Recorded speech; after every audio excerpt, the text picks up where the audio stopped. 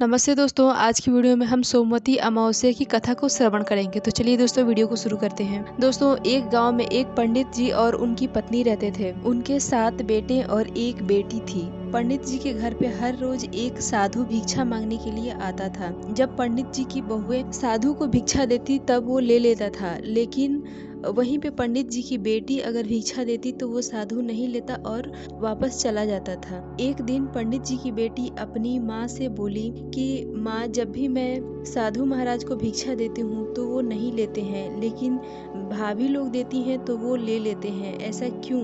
तो पंडिताइन बोली कि अभी वो साधु कहाँ पे हैं? तब बेटी ने बताया कि तुरंत ही गली में गए हैं। पंडिताइन दौड़ती हुई साधु के पास गई और दोनों हाथों को जोड़ते हुए पूछा कि क्या कारण है कि आप मेरी बेटी से भिक्षा नहीं लेते हैं? तब साधु महाराज बोले कि तुम्हारी बेटी के भाग्य में सुहाग नहीं है, उसके भाग्य में दुर्भाग्य है।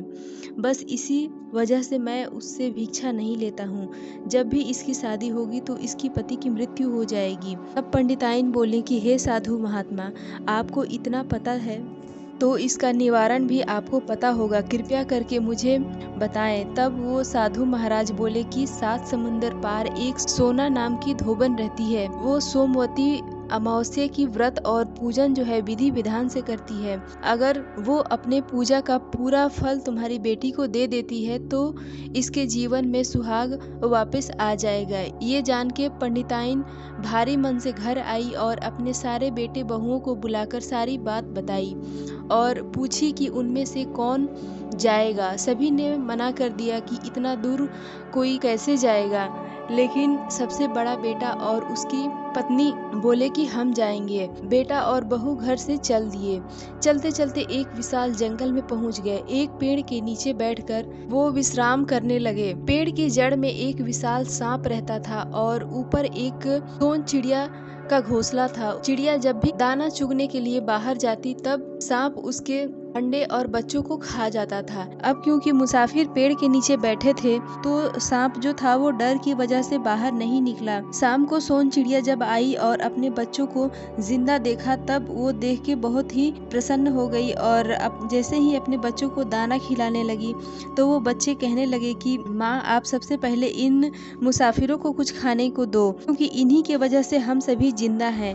तब चिड़िया उस पति पत्नी से पूछी कि आप लोग इस घने जंगल में क्या कर रहे हैं? तब उन लोगों ने सारी बात बताई और बताया कि 7 समुंदर पार सोना धोबिन के घर जाना है। तब चिड़िया अपने पंखों पर उन दोनों को बैठाकर सोना धोबिन के घर ले गई। सोना धोबिन के 5 बेटे और बहुएं थीं। उनके घर में अक्सर इस बात को लेकर कलह कलेश बना होता था कि घर का काम यानी कि जो भी घर की साफ सफाई है वो कौन करेगा। बड़ी बहू कहती कि छोटी से कि तुम करो और छोटी कहती बड़ी से कि मैं तुम करो। ये सारी बातें को वो दोनों पति पत्नी सुन लिए और अगले दिन से ही अंधेरे सारा कार्य कर देते थे। और सोना धोबिन के बहुओं को लगता कि बड़ी ने किया है और बड़ी को लगता कि छोटी ने किया होगा। इस तरह घर के सारे कलेश खत्म हो गया। एक दिन सोना धोबिन अपनी बहुओं से पूछी कि ये सारी जो साफ सफाई है ये कौन कर देता है? तब बहुओं ने कहा कि यहाँ पर हमारे अलावा और कौन है, हम ही ये सब साफ सफाई करते हैं। लेकिन इस बात पर सोना धोबिन को जरा सा भी भरोसा नहीं हुआ। उसके मन में ये बात आया कि कोई भी बहू करेगी लेकिन कुछ भी बताती नहीं है। तो उसने निश्चय किया कि मैं आज रात को छिप कर देखूंगी कि ये सारा कार्य कौन कर देता है। तो जैसे ही अंधेरा हुआ सोना धोबिन छुप के बैठ गई और जैसे ही पंडित के बेटा और बहू काम करने लगे वैसे ही सोना धोबिन ने बहू का हाथ पकड़ लिया और बोली कि तुम सच सच बताओ कि तुम कौन हो और मेरे घर का कार्य क्यों करके चली जाती हो?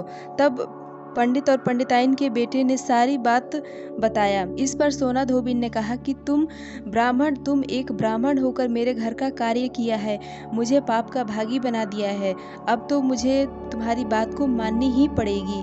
तुम अपने घर जाओ, अपनी बहन की शादी करवाओ और मैं तुम्हारे घर पहुंच जाऊंगी। इतना कहने के बाद पंडित और पंडिताइन के बेटे और बहू अपने घर वापस आ गए। पंडित और पंडिताइन अपनी बेटी के विवाह की सारी व्यवस्था करने लगे और उधर सोना धोबिन भी अपने घर से चलने की तैयारी करने लगी। जैसे ही वो अपने घर से चलने लगी तो उसने अपनी बहू से बोला कि जब तक मैं वापस घर पे नहीं आ जाऊं, घर का कोई भी सामान घर से बाहर नहीं जाना चाहिए, चाहे वो कोई भी हो, छोटा से छोटा ही चीज़ क्यों न हो, वो घर से बाहर नहीं जाना चाहिए। इतना कहते ही वो घर से चल दी।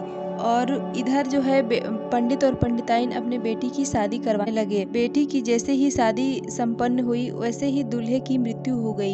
यह देखकर सोना धोबिन अपने हाथ में जल लिया और कहा कि जो भी उसने सोमवती अमावस्या के पुण्य फल है वो पंडित और पंडिताइन की बेटी को मैं देती हूँ। और यह कहकर उसने अपने हाथ में लिए जल को दूल्हे पर छिड़का और वो दूल्हा जीवित हो गया। इधर सोना धोबिन के घर के जो भी पुरुष सदस्य थे, उनके बेटे, दामाद, उनकी पति, उनके नाती पोते जो भी थे, उनकी मृत्यु एक एक करके होने लगी और उसके घर वाले बहुत ही परेशान हो गए। गांव वालों के लाख कहने के बाद भी उनकी सोना धोबिन की बहुएं जो है वो शरीर को ले जाने नहीं दे रही थी, क्योंकि उनकी सास ने मना किया हुआ था। इतना करने के बाद जो है सोना धोबिन अपने घर की ओर चल दी। आते हुए रास्ते में फिर से एक दोबारा से सोमवती अमावस्या पड़ गई, तो रास्ते में ही सोना धोबिन ने 108 कंकड़ को चुना और उसी से परिक्रमा करते हुए और अपनी सोमवती अमावस्या का व्रत को पूरा किया। जैसे ही सोमवती अमावस्या की व्रत पूरा हुआ, उसके साथ ही उसके जो भी घर वाले, यानी कि जो उनके दामाद, पति, नाती पोते जो भी की मृत्यु हुई थी, वो लोग जीवित हो उठे। ये देखकर उनकी बहुएं जो थी वो काफी आश्चर्यचकित रह गई। और जब सोना धोबिन अपने घर पहुंची तब बहुओं ने कहा कि माँ, ऐसा कैसे हो गया कि हमारे घर के जो भी सदस्य की मृत्यु हुई थी वो अचानक से जीवित हो उठे। तब सोना धोबिन ने बताया कि ये सोमवती अमावस्या के पुण्य प्रताप का फल है, इसलिए मेरे सभी घर के सदस्य जो हैं वो जीवित हो गए। जब इन सारी बातों का पता नगर के राजा को पता चला तो वो पूरे नगर में ढिंढोरा पिटवा दिए कि आज से सभी सुहागन औरतें सोमवती अमावस्या की व्रत को धारण जरूर करेंगी। दोस्तों, ये थी सोमवती अमावस्या की कथा। उम्मीद है कि ये कथा आपको पसंद आई होगी। अगर पसंद आई है तो वीडियो को लाइक करके चैनल को सब्सक्राइब करें। मिलती हूँ इसी तरह की एक और वीडियो के साथ, तब तक के लिए बाय।